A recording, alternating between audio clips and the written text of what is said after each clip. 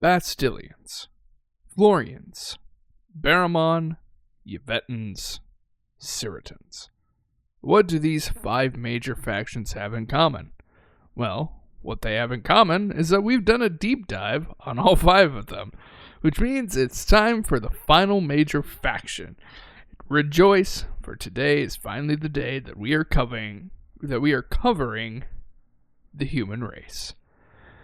Now, there's not a whole lot to cover, and it's not because there isn't any lore about them or that, they're not particularly active. It's mainly the human race is just like the human race in real world, only sci-fi. There really isn't that many differences. First of all, we should start by saying, what is the unified force of the human race called?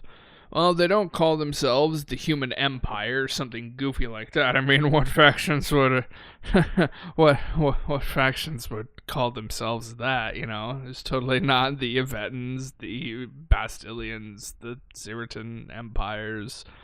No. That's stupid. We would never do something like that. The human race simply calls themselves humanity.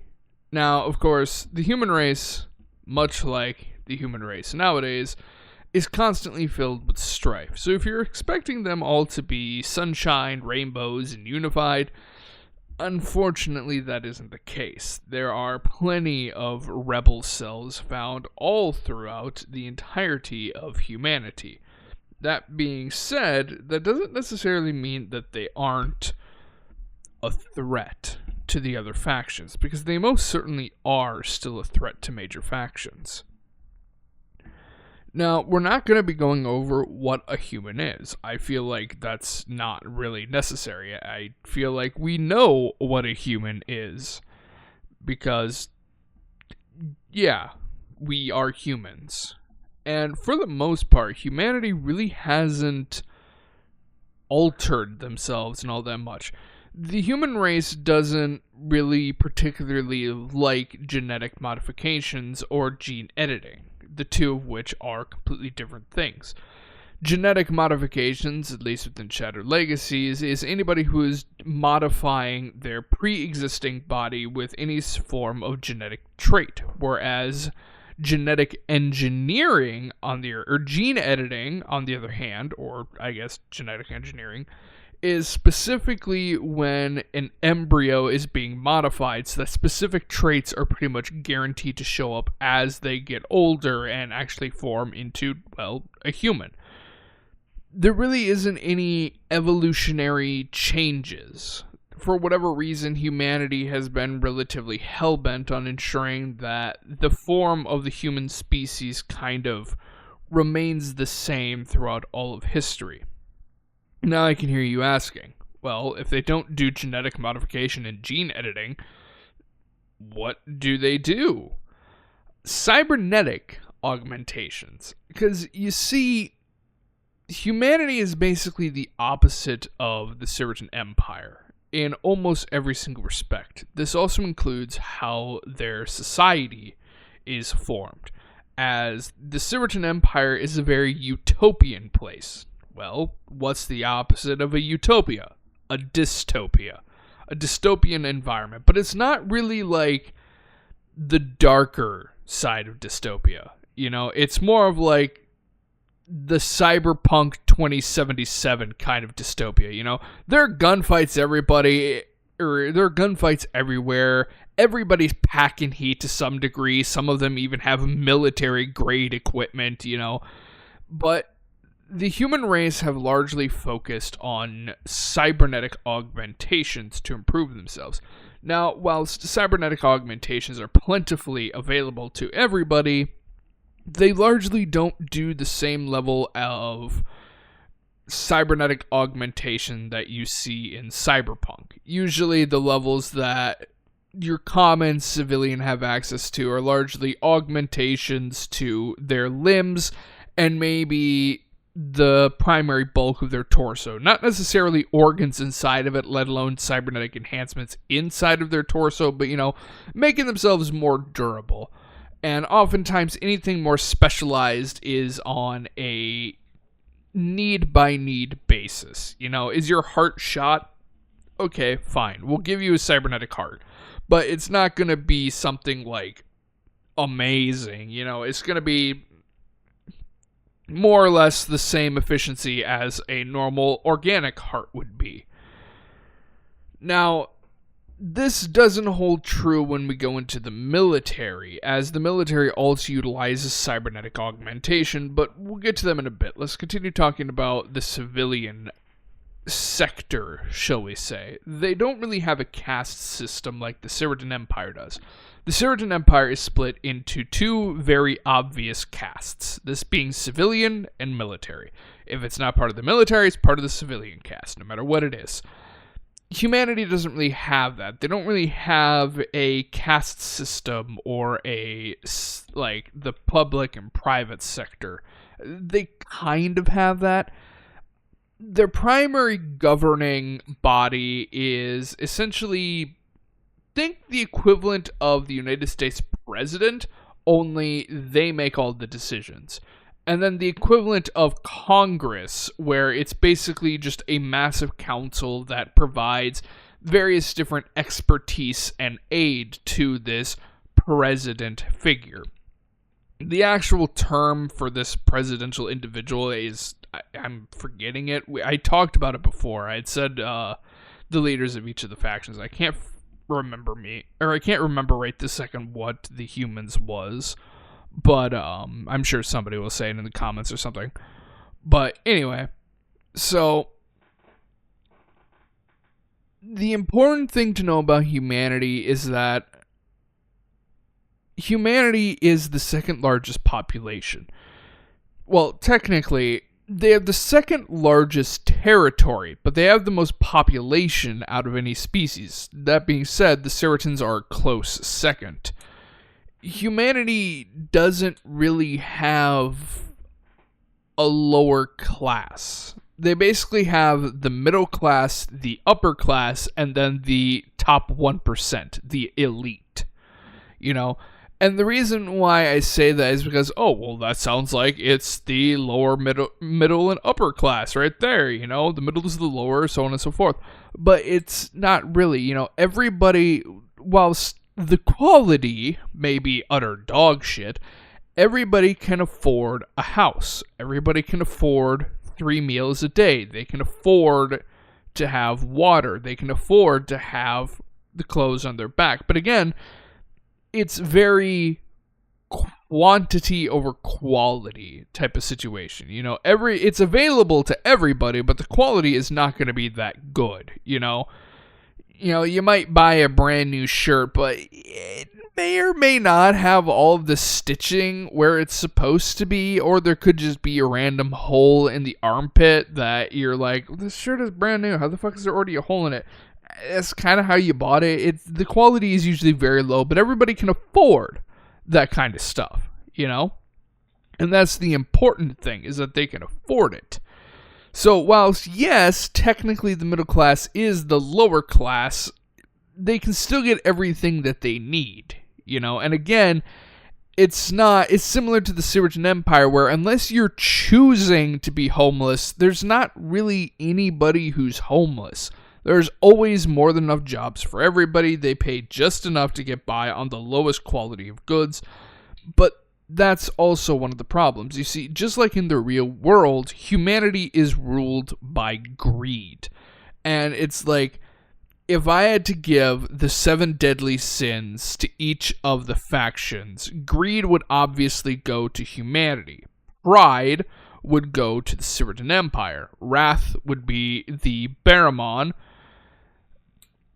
Gluttony, I would say, are probably the Yvetans. Envy, I don't know that I could give envy to anyone. Sloth would probably be to the Florians. And then, what's the last one? Lust. That doesn't really fit the idea of the Bastilians, because one thing I always tell people is that when it comes to the greed of lust, it's not purely I don't know if I'm far enough into the video to where the comments won't be shut off, but we're going to gamble. It's not just purely sexual desire. Lust can mean anything, and it's one of those weird ones where it kind of almost crosses the line of greed. Like, you can lust after having a better life in general, but at the same time, that might be bordering the sin of greed instead of lust. You know, it's the same way with Warhammer 40k and Slaanesh. Yes, Slaanesh is the prince of pleasure, but guess what? Slaanesh is also the prince of excess. And that's where the Sound Marines come in, which are fucking phenomenal. They're awesome. But anyway, so I can't really assign. I don't know what sin I would give the Bastilians, honestly. None of them really fit. That being said, they definitely don't have virtue, one of the 7 virtues. But anyway, we're getting way off topic right now. Greed primarily runs the entirety of humanity, which is one of the reasons why there are so many rebellions. Rebellions are not an uncommon thing to see. In fact, it's not too uncommon for entire planets to go dark and then resurface as rebels. And this is largely because they don't really have a choice. Yes, they can afford to get all the stuff they have, but if the quality is too low, it can actually end up doing harm to people. For example, if the quality of food and water is too low, they can quite literally get sick and die from it. Yes, they're technically eating, they're technically drinking enough to stay alive, but they're probably going to die in the long run as a result of it. And this is one of the reasons why rebellions keep on popping up. Now, humanity isn't entirely stupid. They understand that these rebellions are happening for a reason, and they've identified what that reason is. So, they're like, okay, how do we fix this? Well, we can't increase the standard of living, because although we have the second highest territory, or second largest amount of territory, we don't have all the resources necessary. Plus, I really want to make just that extra little buck on the side. So what we're going to do is, if people draft themselves into the military, their quality of life is going to increase. Not necessarily to the level of the upper class, but it's definitely better than the quote-unquote slums, you know? And so as a result, any human beings that don't end up becoming rebels and aren't fortunate enough to be in the upper class, let alone the 1% elite, are oftentimes in the military, which is a great segue into the military itself. The humanity has a lot of different organizations, but they're really good at keeping secrets and making sure that not everyone has access to privied information, so we say. And so as a result, a lot of these organizations, you just don't really know about them, you know? It's essentially the equivalent of the Siritan Empire's Red Wraith Black Ops, you know? You might have a subtle inkling that they're there, but you don't know for a fact that they exist. You don't know that they're there. But, of course, let's get into the military. Now, humanity, as I've mentioned in a previous episode, largely runs plasma-based weaponry. And again, although plasma is considered to be inferior, especially when we're talking about plasmite, solstite, and antimatter, it's not negligible. You know, it still poses a significant threat. If we're talking about base army versus base army, the humans are going up against the Siritan Royal Army. Are they going to melt through the flak armor, the corrodium flak armor? Probably not, but the flak armor doesn't protect everything. So if you just hit them square on any clothing or skin, you're basically going to vaporize them in an instant, as that is what the plasma is capable of doing. It basically instantaneously flash boils the blood in the body and then evaporates inside of the body, causing a horrific death as a result. Now, when it comes to their armor, it's nothing too grandiose. It's essentially almost identical to the Siritan Empire. And this is largely due to the fact that everybody has access to corrodium. It's so incredibly plentiful, and the company that runs the World Forge is accessible to every single faction. So as a result, humanity largely possesses corrodium flak armor, just like Siritan soldiers. So it's oftentimes somewhat of a stalemate. Yes, the Siritans have higher tech weapons, but when you go from one weapon that vaporizes on contact to another weapon that vaporizes on contact, does the level of technology really matter? Probably not. Granted, Solstite rifles that Siritan soldiers are equipped with can easily melt through the flak armor, but again, you don't need to aim for that. Aim for something else that is already exposed. So as a result, whilst, yes, the technology is higher, the armies are basically neck and neck.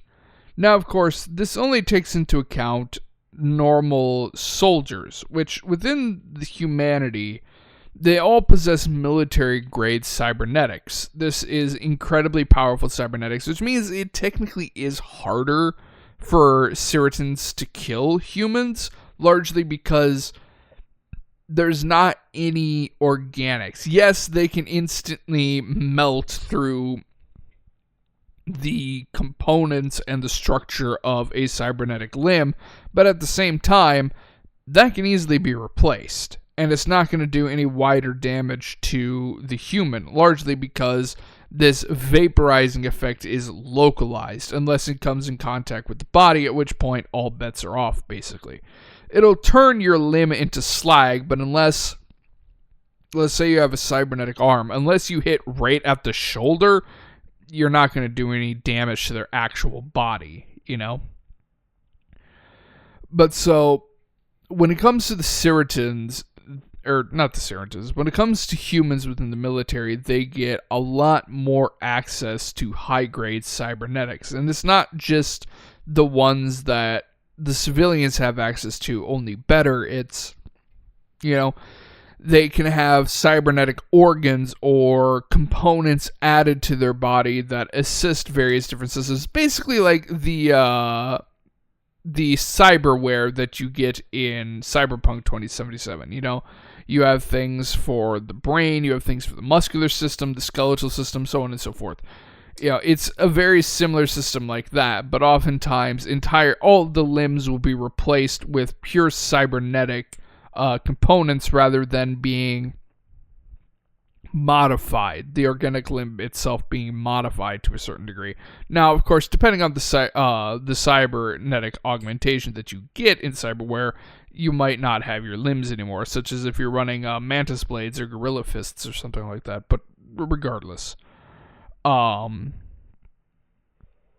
As for something like a Netrunner from Cyberpunk, they don't really exist. There are hyper specialized cyber or cybernetic soldiers known as cyber ghosts that exist that are capable of doing things similar to a Netrunner from Cyberpunk, but obviously it's not identical. It's a lot of, they're basically hackers that have upgrades, cybernetic upgrades that allow them to do more stuff, especially on the fly, and they can wreak havoc on the logistics system of the enemy formation, especially if they're not dealt with. So as a result, these types of individuals are oftentimes focused down, as if you allow them to run rampant, it's going to cause a lot of problems, especially in the short run. But of course, let's get to some of the more juicy stuff. Super soldiers. Well, sorry to break it to you, but humanity doesn't really have any super soldiers because, for the most part, when it comes to super soldiers, it requires some sort of genetic augmentation. That's not to say the cybernetic super soldiers don't exist.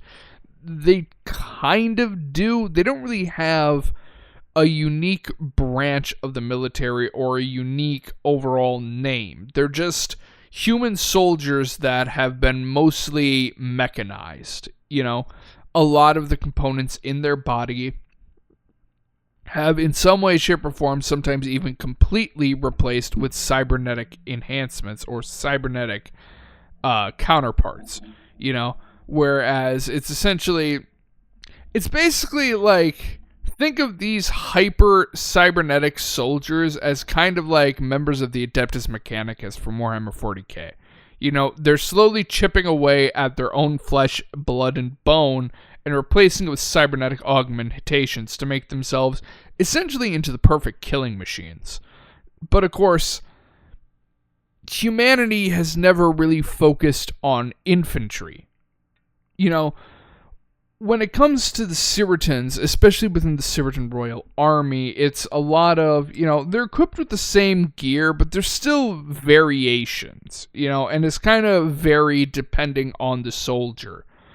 But when it comes to humanity, it's uniform almost to a neurotic level. You know, everybody has the exact same cybernetic augmentations, everybody has the same flak armor, everybody has the same guns, everybody has the same ammunition, the same everything. And oftentimes, when a new and improved version comes out, there will be a temporary, basically, frontline retreat as all human forces retreat to get resupplied with this new, better equipment, and then they go back out into the front lines.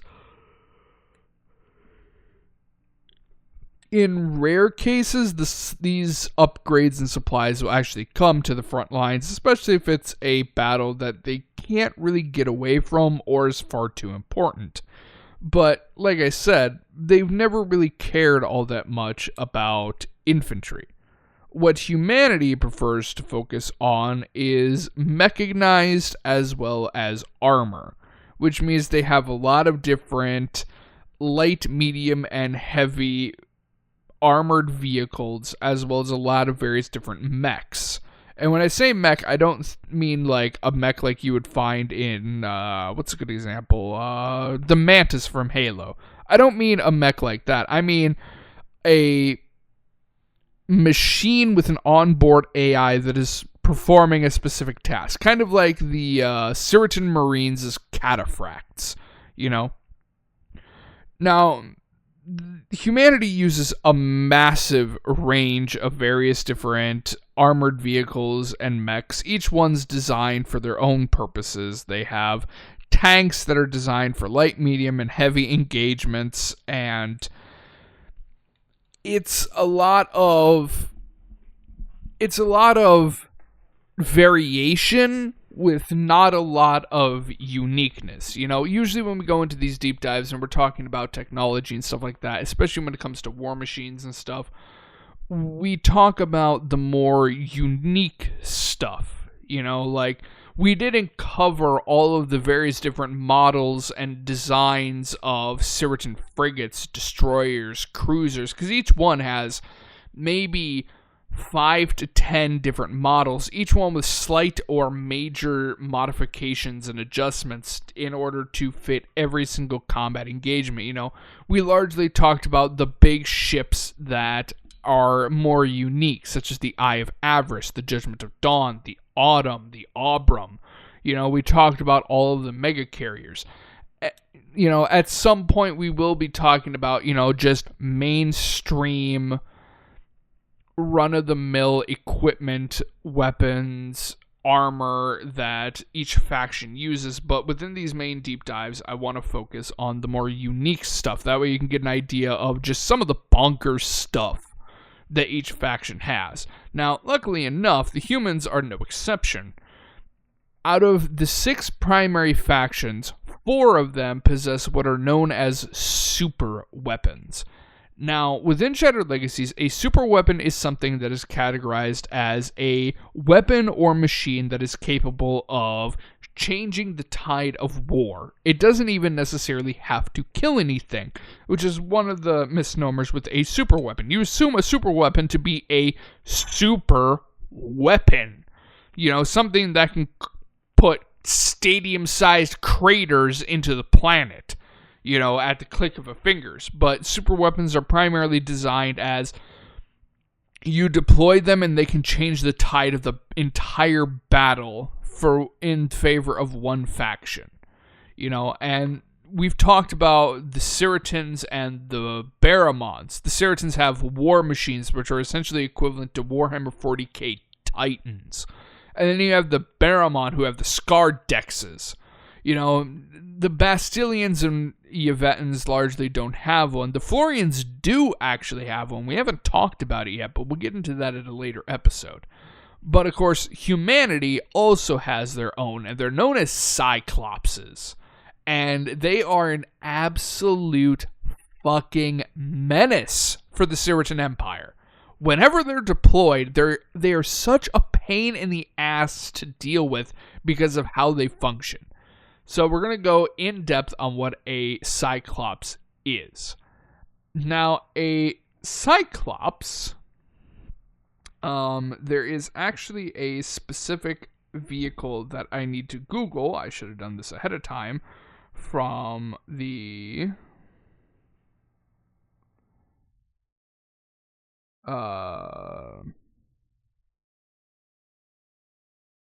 what is the damn thing called? It is from the Clone Wars. There is a very specific vehicle that I cannot remember what the hell it's called. But hang on. Because the reason that I'm bringing this up is because it is a fantastic example of what a Cyclops looks like. Come on, where the hell is it? Come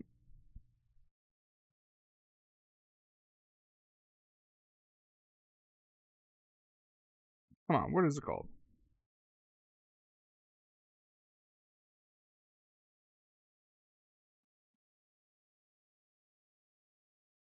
Aha, I think that's it.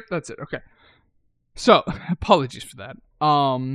So Cyclopses are massive, basically weapon platforms, and their design is very reminiscent of Star Wars The Clone Wars' ATTE, the All-Terrain Tactical Enforcers, those weird-ass six-legged things with the big-ass turret on top.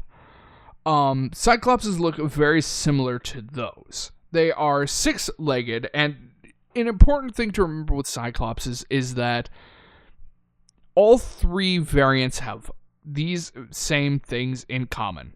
They are enormous, they are bulky, they are insanely heavily armored, and they are slow as hell. They're literally... Take the brutal efficiency design aspect of Warhammer 40k and give it a little bit of a touch-up with more, less grim dark aesthetic. They don't have those skulls, but, it's very angular and bulky, and, it's designed for performance and efficiency rather than aesthetic, And that's really what the Cyclopses are all about, There's literally no part of a Cyclops other than the joints that don't have just ridiculous amounts of armor. Each one is plated in corrodium, specifically 3/4 inch. That is insane amounts of armor. To put that into perspective, a Ciritan frigate, the armored hull on a Ciritan frigate is 1/2 inch thick corrodium plates, which means that Cyclopses have a 1/4 inch advantage on a frigate of the Ciritan Navy. These things are ridiculous. And they're designed literally... Well, let's get into the three different types. The three types are the Assault, the Disruption, and the Denial. Now, the Assault Cyclops is exactly what it sounds like.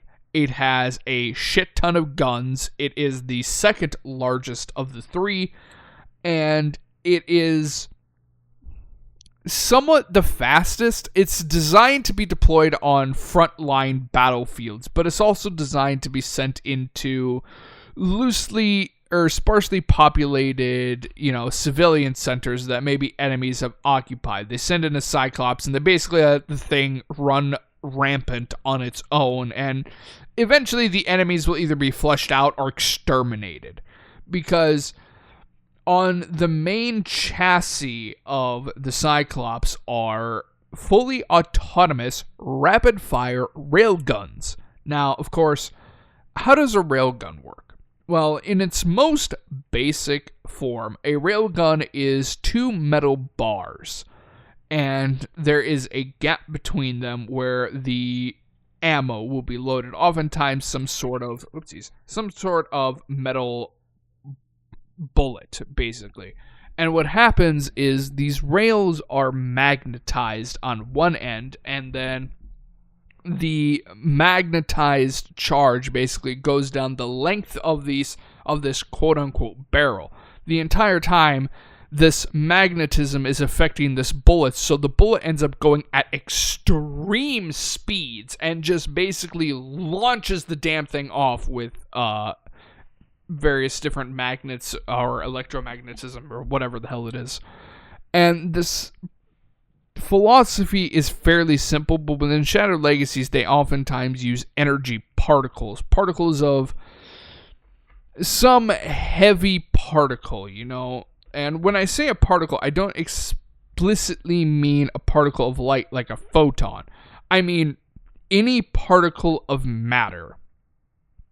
Now, normally with the railgun, they're larger than just a single particle, but for efficiency's sake, they can just be a single particle, and this is also what allows the Cyclops' railguns to be fully automated, is because they're purely energy-based. Exactly what energy they're firing, Ceratans aren't fully certain what it is. They have a few theories on what it is, but they aren't completely positive. They believe that it's some sort of plasma. Of that, they're about 70% certain. They can't exactly get a close look at this thing because usually it's flying at insanely fast speeds at a dude's head. So, and I don't think there's any scientist within the Ceratan Empire that's volunteering to look into that job for obvious reasons. The other thing that the Assault Cyclops has is that its main cannon on top of it is a particle cannon. Now, within Shattered Legacies, particle cannons are very, very rarely ever used. And the reason for this is that although a particle cannon, if set up correctly, can outperform a Solstite weapon of equivalent size, particle cannons require a lot of dedication. They require a lot of energy in order to fire them, and they require stupid amounts of space. So let's say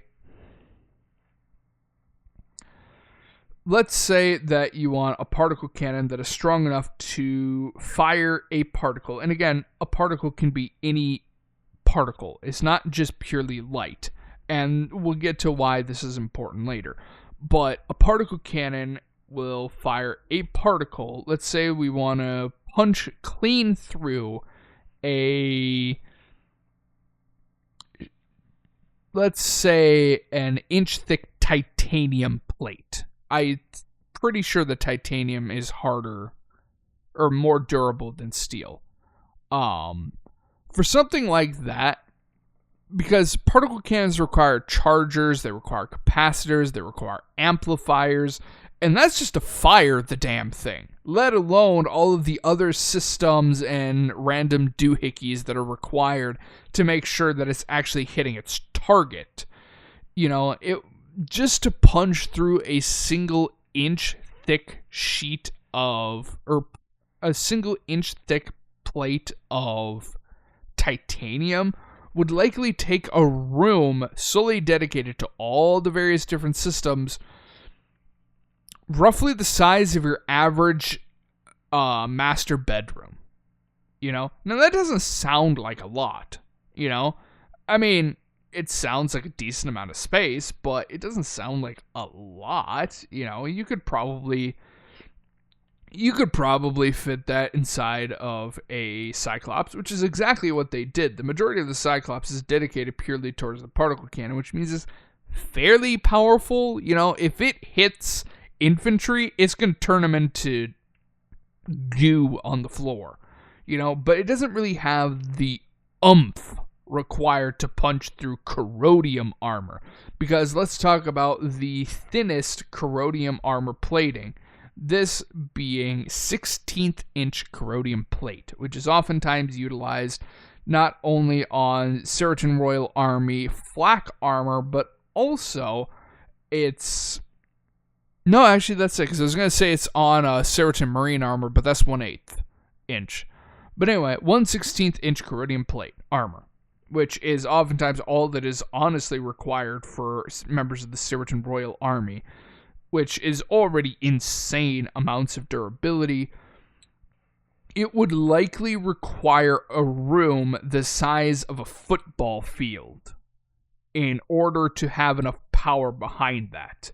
Now, again, that sounds like a lot of power, but, you know, if you have, like, a particularly large, super heavy tank, you can do that. But again, it requires an astonishing amount of space to kill one dude that's on the ground. Now, to be fair, that's usually not what particle cannons are used for.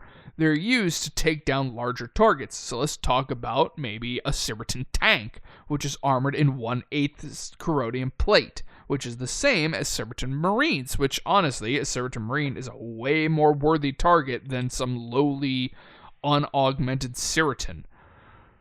For that, the size goes insane, because when you start getting to bigger and more thick armor plate, especially when we're talking about corrodium, because corrodium is so insanely durable, the size requirements just spike through the roof. So all of a sudden we go from 1/16th, which requires a football stadium, to a room for 1/8 corrodium plate the size of the Empire State Building. Which, fun fact, the Empire State Building is around 1,400 feet. Compare that to your average United States aircraft carrier coming in at around 1,200 feet. And if you remember from a previous episode, we had said that Seriton naval frigates are the size of an aircraft carrier, which means you literally need a room bigger than a fucking frigate to take out 1/8 inch corrodium armor plate. Which at that point, there's not really a war vehicle that you can realistically deploy in atmospheric conditions. And at that point, there are easier weapons to use, you know? But again, let's say we want to go even bigger to a more realistic target, a void ship. Okay, so we're doing a void ship, and let's say we're doing a heavy void ship of the Seriton Empire. Let's say we're doing a battle cruiser, which are armored in half-inch corrodium plating. These things can take some goddamn damage.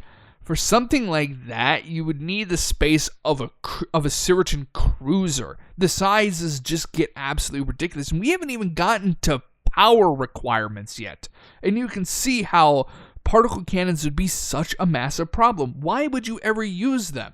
You know, for the same level of power output as, say, a Solstite cannon, you need significantly less space for a Solstite cannon compared to a particle cannon. Why would you ever use them? Well, the thing is the specific way the particle cannons charge particles. Because what you do is you choose a particle of matter. Now, obviously, you would want something that probably has high armor penetration, such as maybe uranium, depleted uranium, or tungsten, because they're very dense metals. They are fantastic for armor penetration. Depleted uranium obviously has the dangers of radiation, and tungsten is fairly rare in of itself. So neither are really super useful for armor penetration, at least, shall we say, morally correct. They're not exactly humane methods of dealing with enemies. But let's say that we, for a second, which humanity at this point fighting the Certain Empire don't really give a damn about ethics or anything like that. Let's say they use a particle of depleted uranium, a single particle, a single atom of depleted uranium.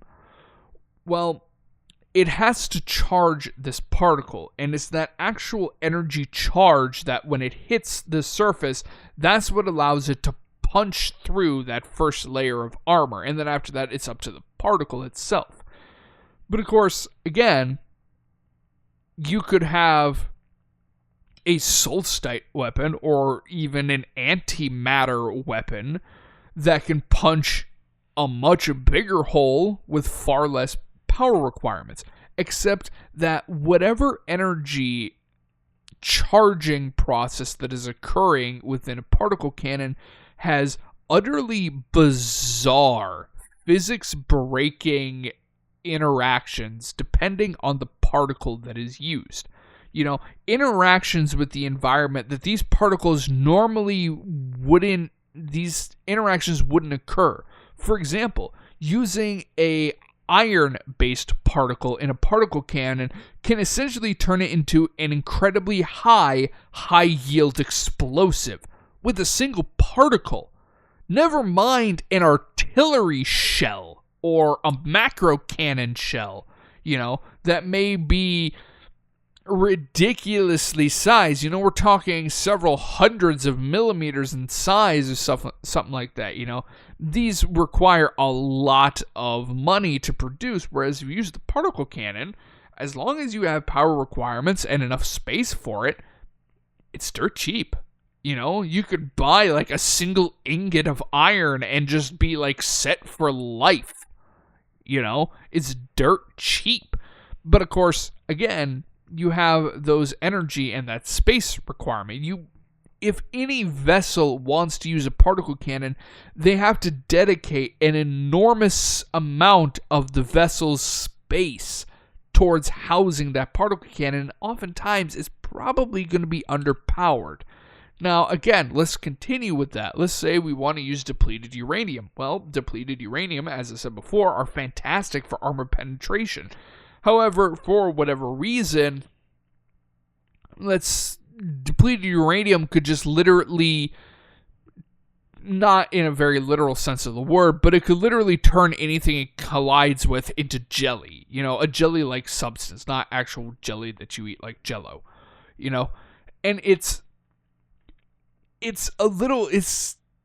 bizarre because there are certain materials or certain particles that seem almost like a wild card. You never know what they're going to do. A fantastic example of this is helium. Helium is another wild card. The Certain Empire have been experimenting with particle cannons since long before the humans even discovered that particle cannons exist. And one thing that they've noticed is that the effects of helium in a particle cannon, it's never the same thing. It's utterly bizarre, and it can do like 90 different things that are in there. And this is one of the reasons why particle cannons, at times, they can outproduce or outpower something like a solstite cannon of equivalent size.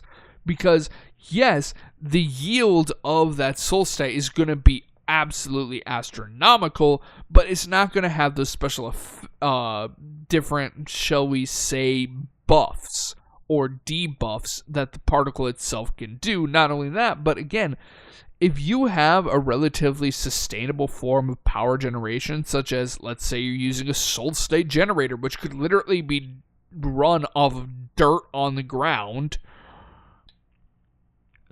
you're really only paying for, like I said, a single ingot of the material or a single jar of the material, and that's likely to last you to the end of your lifetime.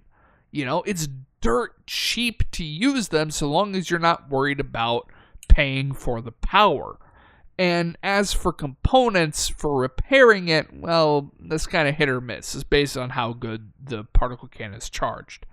Now, of course, this has been very long-winded and a massive explanation on the physics behind particle cannons, and you may be wondering, why in the hell is he talking about this? Why does it matter? Well, the reason that it matters is because going back to the assault Cyclops, it actually has a particle cannon on top. Now, it's not particularly powerful, but it can definitely mince most things that you put in front of it. Like, if you were to put an M1 Abrams tank in front of it, it would chew through the armor because it's a strong enough particle cannon. Now, why exactly they're using a particle cannon on the Cyclops to begin with, especially when it's already constrained by size, nobody really knows. Humanity does weird shit sometimes like this. Like, it would literally be smarter to use a massive plasma cannon, but, of course, again, they have the flexibility of whatever the hell that particle is going to do based on what particle is loaded in, so humanity must have thought that benefit outweighed the cost of having to use one. Now, let's get on to the Disruption Cyclops. This one is a bit more interesting. The Disruption Cyclops sacrifices the particle cannon on top, which, let's be honest, wasn't really doing a whole hell of a lot to begin with, and trades it out for an EMP emitter. Now, what does EMP stand for those of you who may not be into science? EMP stands for electromagnetic pulse. And what an electromagnetic pulse does is it basically fries circuit boards. Anything electrical, it completely fries it.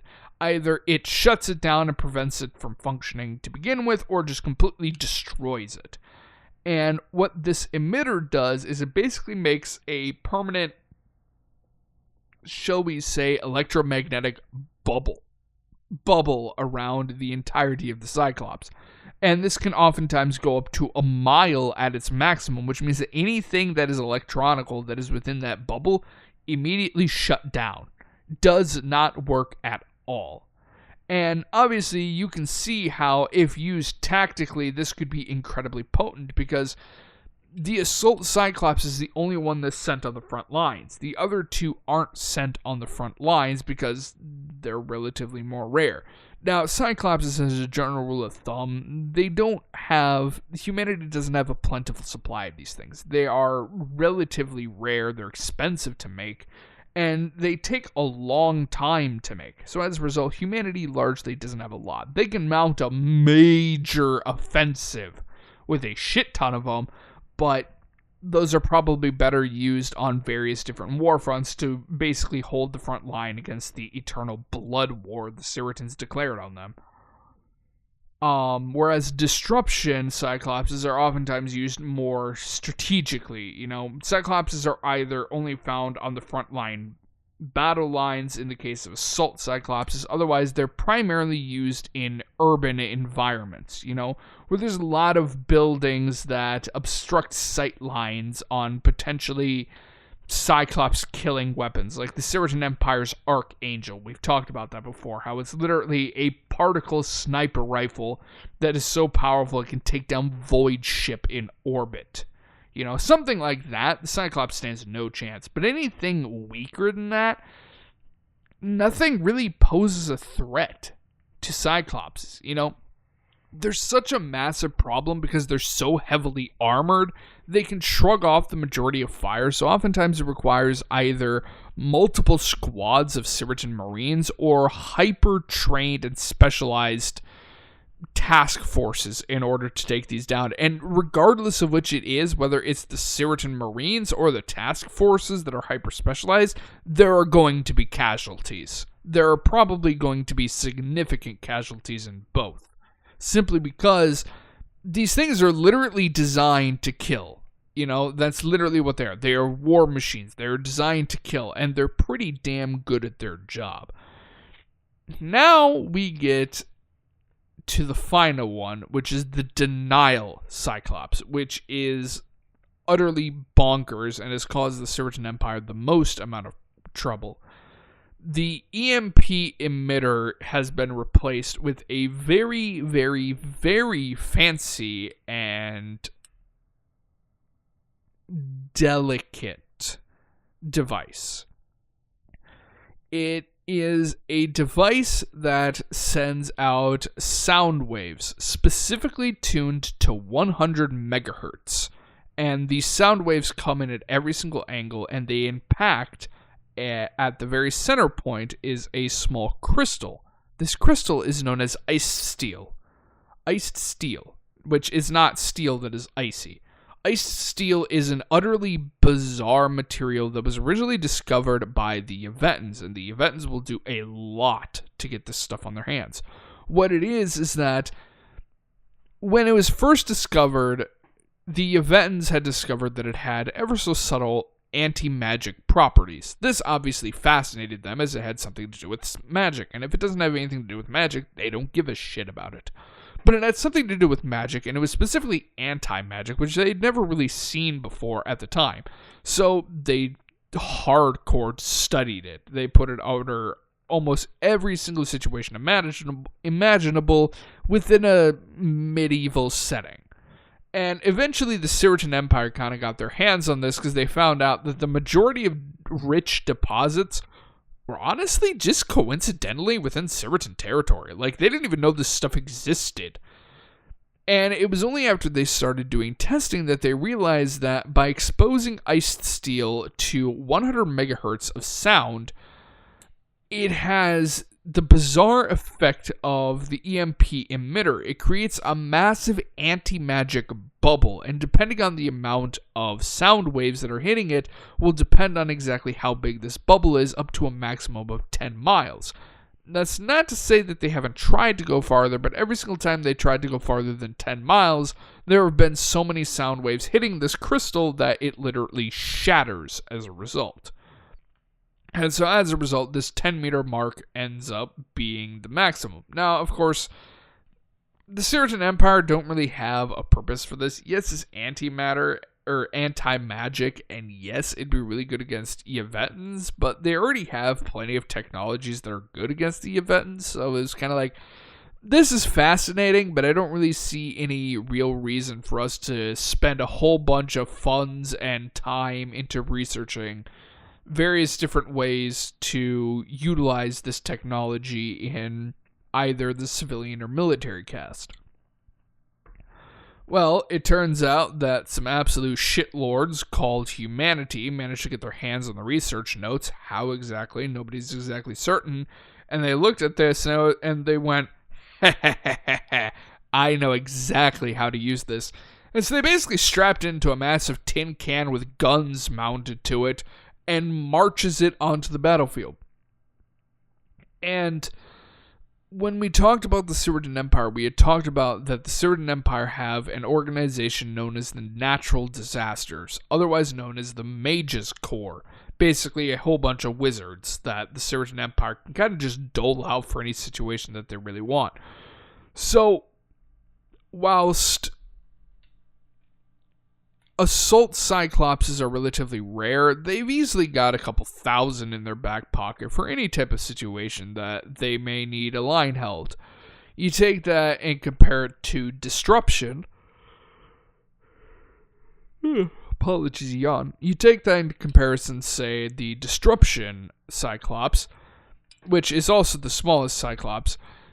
There's a lot more finicky systems inside of this, specifically for the EMP emitter. As a result, there are significantly less. And then you take the denial cyclops, which requires iced steel, which largely the only deposits are, again, purely coincidentally, are within Siritan-held territory and fairly deep. As a result, any stockpiles that they have of this rare crystal, they don't have a lot of it. So as a result, the Siritan Empire have confirmed the existence of 23 separate denial cyclops instances.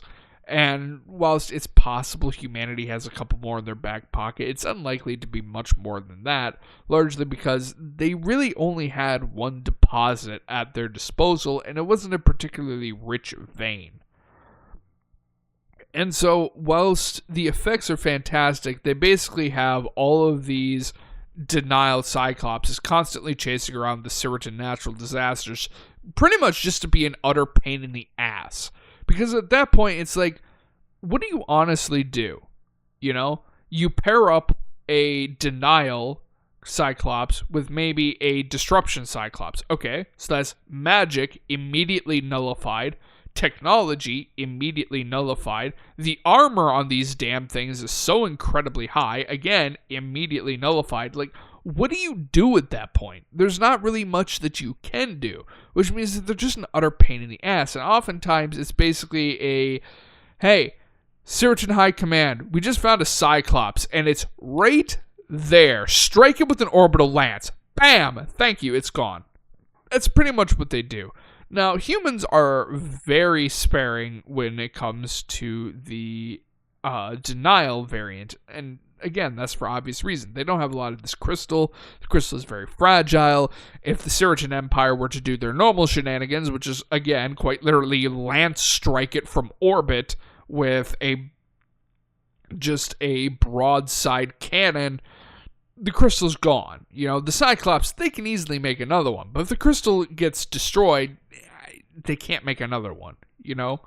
So they're very sparing with it, oftentimes setting it into battlefields that, again, there's not really a whole lot that the Siritans could do against it, you know? And when we're talking about human territory, they're bordered by the Siritan Empire, obviously. They're bordered by either the Florians or the Blight Plague, I can't remember which, and then the Barramon. They forever have to deal with the Barramon, which, as we've said, are far too pissed off at one another to care about anything else, unless it's something that they can all collectively be pissed off about. And wouldn't you know it, it just so happens to be humanity and the Siritans. So they're constantly attacking the humans and Siritans. So oftentimes what they'll do is, due to the unique technology of the Barramon, disruption and denial Cyclopses really aren't useful.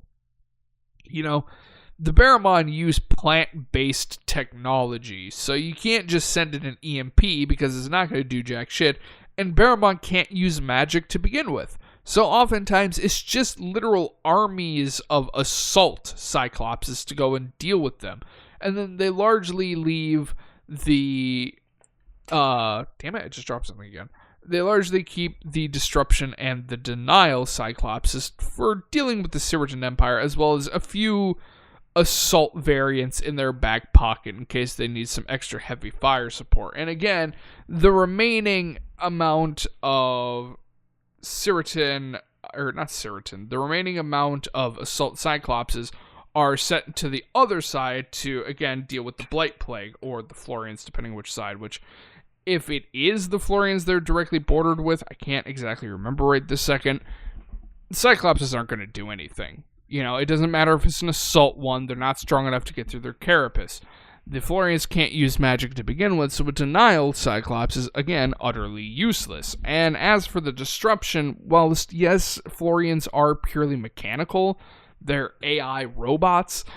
EMPs don't really affect them, and that's largely due to just how insanely advanced they are. So again, if they're fighting Florians, there's not really a whole hell of a lot they can really do. Actually, yeah, it is the Blight Plague, because the Florians border the Barramon, or not the Barramon, the Bastilians, because the Bastilians sent anomalies towards the Florians, which ended oh so well for them. But, so yeah. I think to end off this episode, we're going to do the same thing that we did with the Yvetans and the Bastilians, which is, what is humanity doing? You know, the Ruin War happened, which we still need to do a video on that. The Ruin War happened, it's over. What happened with humanity? You know, what are they doing? Well, as per usual, they are at war with the Siritan Empire. They did not instigate it. They didn't do anything to the Siritans. The Siritans were just like, haha, hey, humans, you remember that blood war we had with you? Yeah, that's happening again. Have fun. Just like all the other factions, it was a lot of recovering from the events of the Ruin War. Due to the humans bordering the Blight Plague, they got hit pretty damn hard. You know, when it comes to the factions, it really is the humans and the Siritans that got the worst end of it. But that's also due to the fact that they really are the largest factions, you know? The Barramon are roughly in the middle, and then you have the Florians, Yavetans, and Bastilians that have the lowest populations. You know, I mean, hell, the Florians only have like a couple hundred in their entire population. And the Bastilians and Yavetans, they're lucky if they have a couple billion, you know. But then you have the Ciritans, which are well beyond Decilians, and humans, which are beyond even that, you know. So it's like the Barramon are largely the farthest ones away from the Blight Plague. And so they got hit the least hard, but they still got hit pretty damn hard. Humanity almost completely and utterly collapsed. Luckily, there was enough of the government that managed to survive that they kind of got the status quo back in order relatively quickly. They set up their greed system again because these are humans. Greed is kind of what we do. And it's been a lot of wars with the remnants of the Blight Plague, which are slowly making a comeback. And humanity is forever getting the short end of the stick there. The Ciritans are forever pissed off at them, so they have an infinite war going on there, which is, again, ending oh so well for them. And then you have the Barramon, which, for the most part, are largely attacking the Ciritans because a bigger, stronger enemy is always more entertaining. But they are having skirmishes with humanity. It's a lot of lay low, recover as much as you can, you know? And there's not really individual battles I can talk about because they're basically constantly at war. If I talked about a single battle that happened, I'd just be explaining like several billions of other battles that are going on. That being said, there are some prominent battles that happen, but I think we'll save that for a different episode because there are a lot of important battles that do happen, but it's not just exclusively humans, obviously, because it's a battle between two factions. So we'll probably do that in its own episode. The final thing I do want to say is the Cyclopses. They're relatively new to lore, you know.